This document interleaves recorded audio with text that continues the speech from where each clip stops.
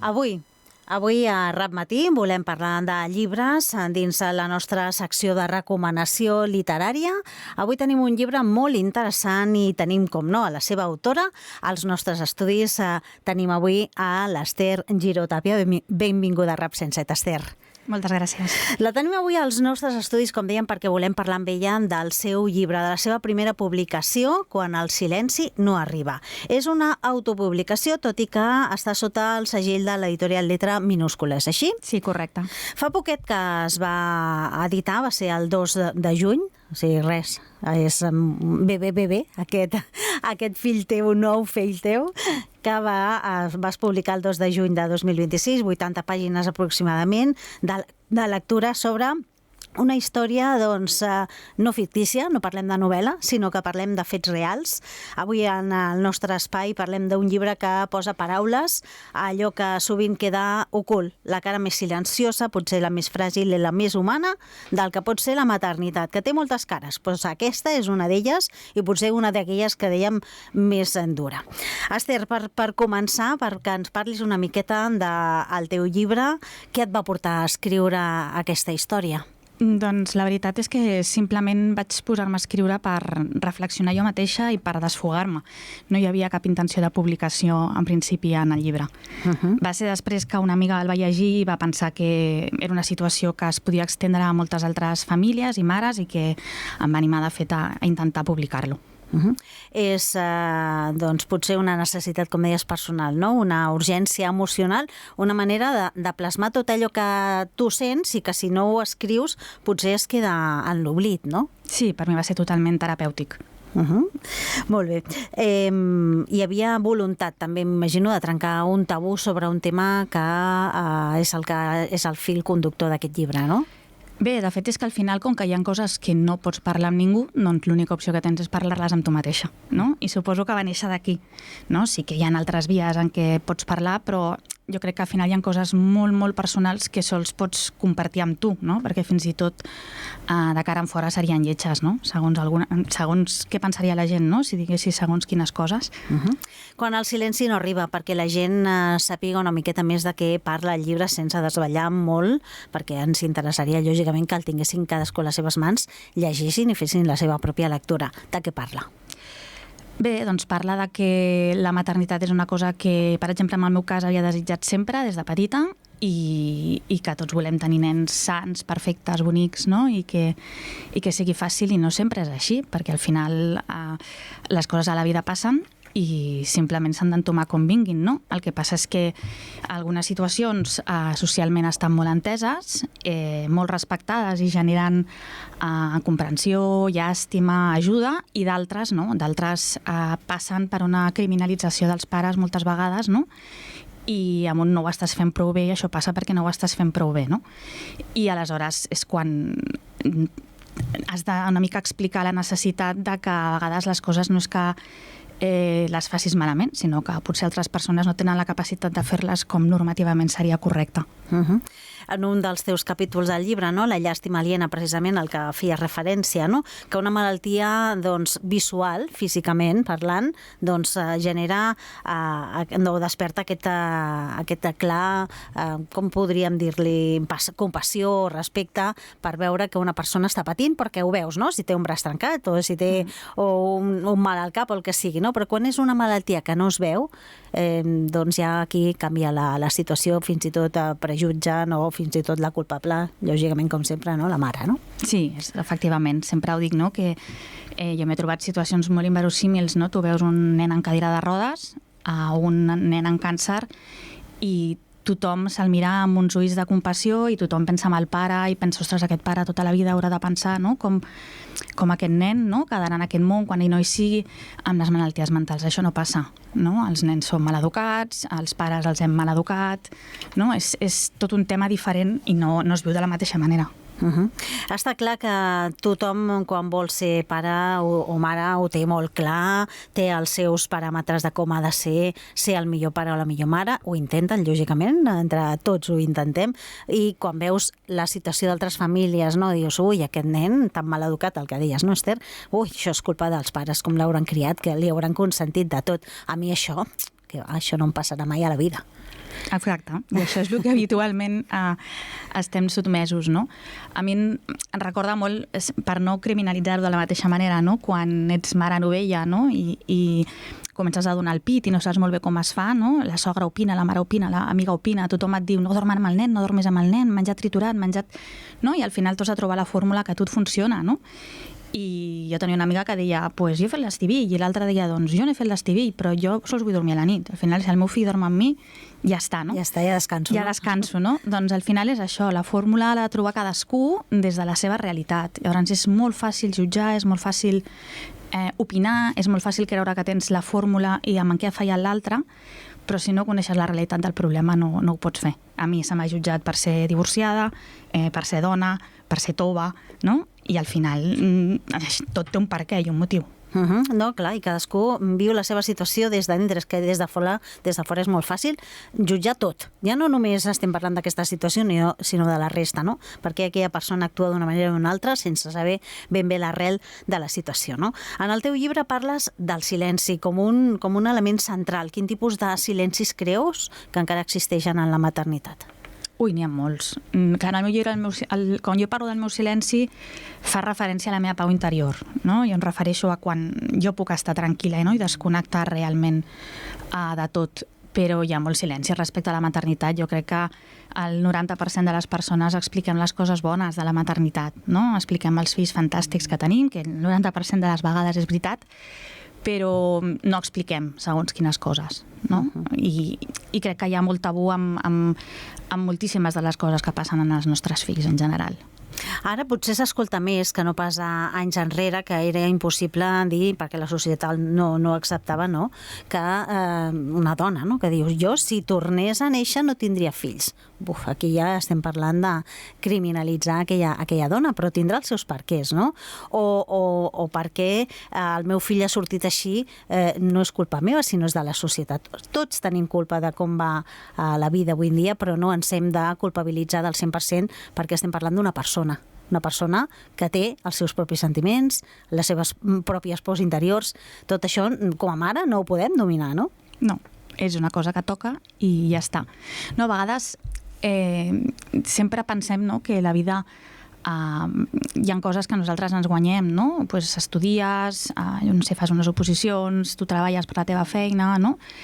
Però després hi ha moltes coses que a vegades és la sort, és l'oportunitat, és estar al lloc en què toca, quan toca i quan apareix, i això és igual, el fill tens el que tens, ja està, no?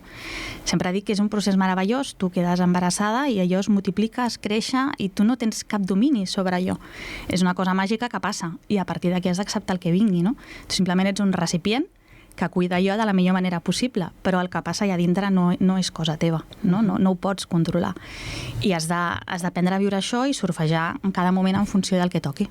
I estic convençuda que, per exemple, un dels fragments durs que hi ha en el llibre de l'Ester Giró, que diu i aquí és on més dol, quan aquell algú és el teu fill, el que porta tota aquesta situació de la que estem parlant, no?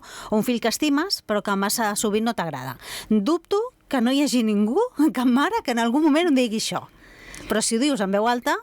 Està molt malament. Està malament, no? Sí, clar.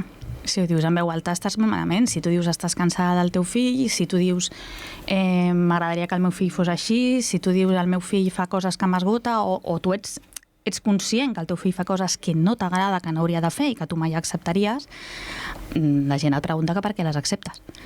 No? I llavors, quan la gent comença a explicar-te i a donar-te tots els consells del món des del seu àmbit de família normativa, no? I de família fàcil, no? I no és el teu cas. No? Es pensen que tu tot allò ja no ho has provat, evidentment.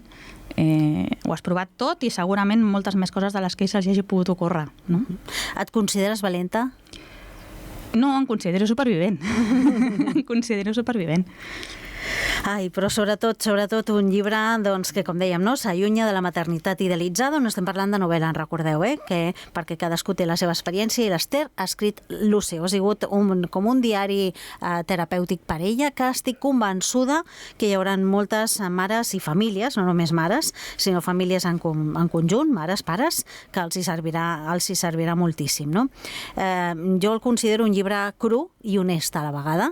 És un d'aquells llibres que jo li deia a l'Ester, és que me l'he tornat a rellegir perquè no em volia deixar res i sembla que no soc l'única que li ha passat això, no? No, una de les coses que he d'agrair a aquest llibre ha sigut la sensació un cop et quedes despullada, no? Perquè de fet hi ha molta gent que sap la situació, però en el moment en què tu li dones això a la publicació és com que quedes totalment exposat públicament, no? És que arrel la gent que l'ha llegit, que suposo que l'han llegit per amistat, perquè en si no soc és la meva primera escritura i segurament l'última, no? Perquè no hi haurà res que m'hagi mogut com això, com per escriure, no? És que tothom té una cosa d'aquestes a l'armari, no? I aleshores he vingut a veure amb molta gent, des de gent que m'ha dit, ostres, jo m'he sentit, jo potser no ho he tingut de mare a filla, però ho he tingut de filla a mare, no? O de germà, o el meu tiet, o el meu cosí, o el meu... No? Tothom, o sigui, hi ha hagut una gran quantitat de gent que ha vingut a explicar-me la seva història, no? Companys de feina amb les que feia moltíssims anys que treballava i que no sabia això perquè tampoc n'havien parlat, no? Perquè també els feia vergonya o perquè no havia sortit amb un cafè o no era el moment, no? I és una cosa que al final dius, bé, independentment de l'etiqueta, perquè no desvelo mai en el llibre el què, no perquè no vulgui, sinó simplement perquè penso que pot servir per qualsevol situació. Pues tota la gent que m'ha vingut amb etiquetes diferents. De fet, amb cap coincideixo d'etiqueta, no? Però tots tenen històries similars. I tot i el patiment viscut i que segueixes vivint, perquè no és una cosa que té principi i final, sinó que té continuïtat i potser hi ha etapes més bones, més dolentes, s'anirà arreglant, esperem que sí, però això, el patiment el segueixes vivint, segueixes donant les gràcies, perquè agraeixes que gràcies a la teva dolenta experiència, per dir-ho així, no? Una miqueta entre cometes, si pots ajudar alguna família amb la teva experiència i amb el que tu has viscut, doncs això ja et dona per què donar les gràcies, no? Clar, evidentment. Jo crec que aquestes coses al final et fan ser millor persona, no? O veure altres realitats d'una altra manera, no? Jo tinc una feina actualment, jo soc docent, llavors veig molts nens en situacions, és igual l'etiqueta, no? Però amb pares desesperats, mares desesperades, ells que no saben molt bé on són, i jo havia estat molt, molt crítica amb això, molt. Clar, perquè tu has estat a l'altra banda, sense encara patir aquesta situació. Has estat aquelles mares que han dit, doncs Déu-n'hi-do, com l'hauràs criat el teu fill o la teva filla, no? Què hauràs fet? I veus la família i no et quadra, no? Que el nen sigui d'aquesta manera, no? Perquè sempre pensem en situacions crítiques o difícils, en famílies desestructurades, i no és així. I no és així. De fet, jo rebo moltíssimes famílies amb situacions múltiples i, clar, la meva mirada és totalment diferent i moltes vegades ajuda molt quan ells diuen és que ja et descriuen tota la situació i dir, tranquil, jo també. No? I la conversa aleshores comença d'una altra manera, no? Perquè ja és com, les dos partint d'aquest punt de partida, no? Jo tinc aquí una feina, en aquest cas, doncs, disciplinària, ha passat una cosa que hem d'arreglar, què tal, però no des de culpabilitzar-te, no des de culpabilitzar-lo més, sinó anem a mirar què és el millor per tots, no? I com t'acompanyem en aquest procés, que és una cosa que habitualment l'únic que rep sempre són mesures disciplinàries, que les entens, perquè evidentment toquen, però que s'obliden totalment del que hi ha darrere. Ho estàs parlant, no? El tema docent i la dificultat amb la que us trobeu també els docents amb aquestes situacions, amb aquestes etiquetes de les malalties mentals, no? Lo difícil que ho teniu, ja no només per donar classe, en el seu cas, però també per als grups extra nombrosos de nois, infants, joves, adolescents, l'etapa que sigui, i lo complicat que ho teniu per poder gestionar que hi hagi només un, parlo de només un en un grup, no? Bueno, tenim una llei d'inclusió que hi té molta feina per fer, sense voler entrar en temes polítics, no? Però sí que és cert que suposo també perquè les coses es diagnostiquen abans, es treballen abans, no? Hi ha tota una feina prèvia que abans no es feia i perquè ara hi ha molt interès, que defenso totalment, en què s'ha d'acompanyar els nanos a acabar i a fer el seu recorregut i per tant has d'intentar disminuir totalment l'abandonament escolar i això passa per intentar-los donar la resposta que necessiten, no? Però ens manquen eines, ens manquen moltes eines als docents, moltíssims. Experiències com la teva esperem que serveixin, no? per tenir aquestes eines, per saber cap a on s'ha d'anar, perquè potser és el que dèiem tota l'estona, no? Si no vius la situació, potser no saps com s'ha de resoldre, no? Si ho veus des de fora, et perds. Sí, totalment. Va bé saber què tens per saber què tenir-te, no? El que passa és que, bueno, és el que dic sempre, no? Si tens un nen en cadira de rodes, doncs tens molt clar que no visualitzes doncs potser tot el que impliqui caminar, ho pots fer d'una altra manera, no? Però quan no veus res físicament que t'impedeixi fer res, per tu tot el que estàs veient són coses que no acabes d'entendre, no? I que no saps ubicar. I llavors per això és important que algú t'aturi i et digui això passa per això, no? I llavors les teves expectatives es refan en funció a allò que t'han dit, que no vol dir que sigui fàcil ni que sigui tan senzill com anar fent xecs amb una llista, no? De coses que passaran, però perquè evidentment els nenos es fan grans, tenen voluntat pròpia i tu pots dir una cosa i ells poden fer el que els sembli oportú, no? I per tant doncs has d'anar trampejant aquesta situació una mica com pots, però està bé fer-ho des del coneixement del que hi ha realment. T'has trobat amb bons o bones professionals al llarg d'aquesta etapa i ja no només parlo del fill, sinó parlo de tu també, els pares com a suport. M'he trobat de tot. Més que no, que sí. Val? Sobretot, bueno, la cosa canvia quan expliques una mica el que hi ha, no? Mentre tu no verbalitzes el que hi ha una gran incomprensió. El moment en què tu verbalitzes ja hi ha un altre tipus de mirada, no? El que passa és que no crec tampoc que haguem de portar una pancarta indicant què passa, no? Perquè la gent et miri amb uns altres ulls, no? Estaria bé que la gent simplement ajudés o no jutgés, n'hi hauria prou amb això, saps? Vull dir, tampoc demanes ajuda, demanes simplement molts cops que no se criminalitzi. Esther, escriure amb tanta honestedat va ser, m'imagino, un procés difícil, no? O alliberador, bueno, ja ho has dit, no? Alliberador ha estat, però difícil, m'imagino que sí, posar paraules al que sents i posar les paraules correctes en un tema com és aquest de les malalties mentals costa, no? Sí, és complicat. Hi ha hagut moments de tot, hi ha hagut moments de...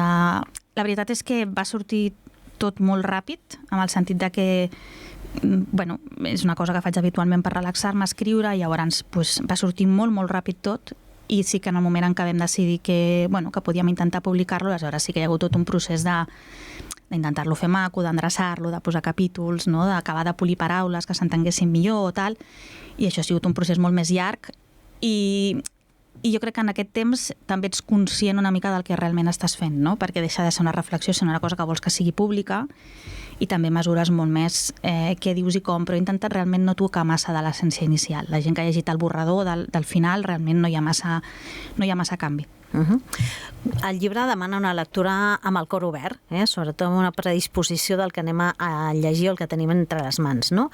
Què esperes que el lector s'endugui d'aquesta lectura? No. O què t'agradaria?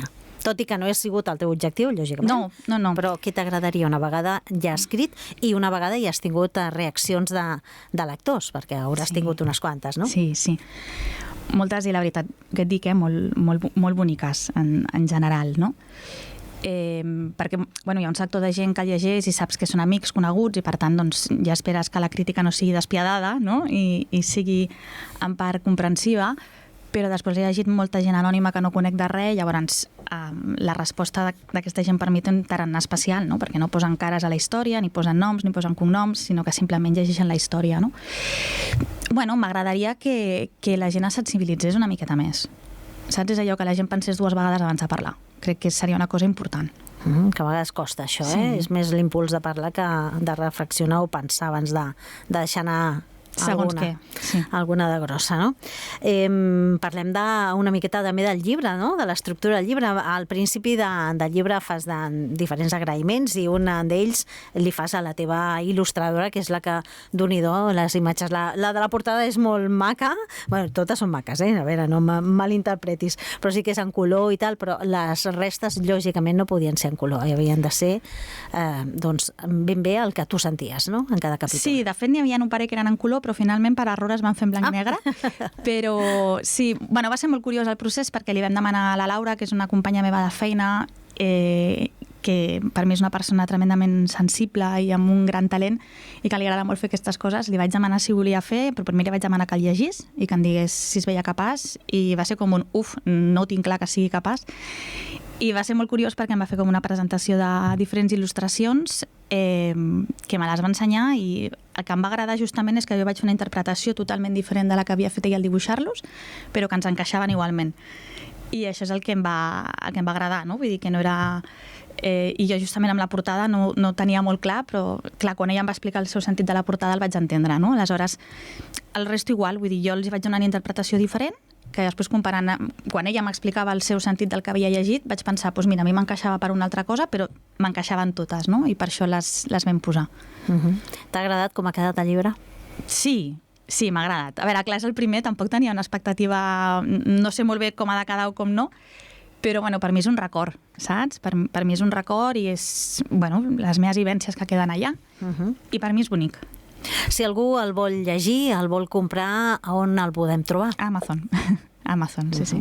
Tot i que al setembre segurament l'Ester prepararà una presentació per ells, perquè ella és paratana, i lògicament el podreu adquirir a la seva presentació també, però si voleu ja començar a tenir-lo per després preguntar o fer aquest intercanvi de sensacions, doncs ja ho sabeu, ja ho hem avançat, ens hem llançat a la piscina, Ester, o sigui que t'hem compromès una miqueta que facis la presentació a la tardor, que segurament que ho faràs, Doncs, Ester, vols afegir alguna coseta més? Res, donar-vos les gràcies per haver-me donat l'espai i que espero que la gent se'l llegeixi.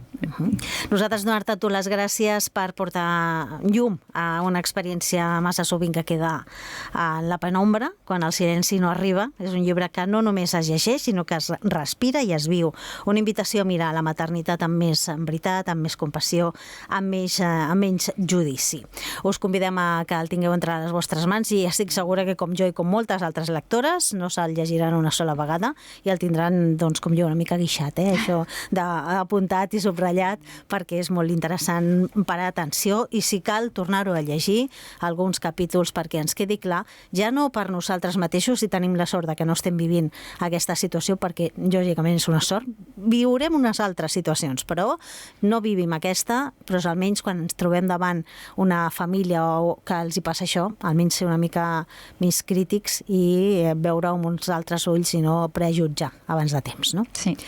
Doncs, Ester, moltíssimes gràcies. A vosaltres. Ha estat un plaer tenir-te avui amb nosaltres. Quan el silenci no arriba, d'Ester Giró-Tàpia, paratana. Esperem que venguis molts llibres, tot i que no sigui el teu objectiu, que ho sabem, però que ho llegeixin i que t'arribin molt bons feedbacks per part d'aquests lectors. A través d'Amazon la podeu trobar. Gràcies i fins una altra. Adéu, gràcies.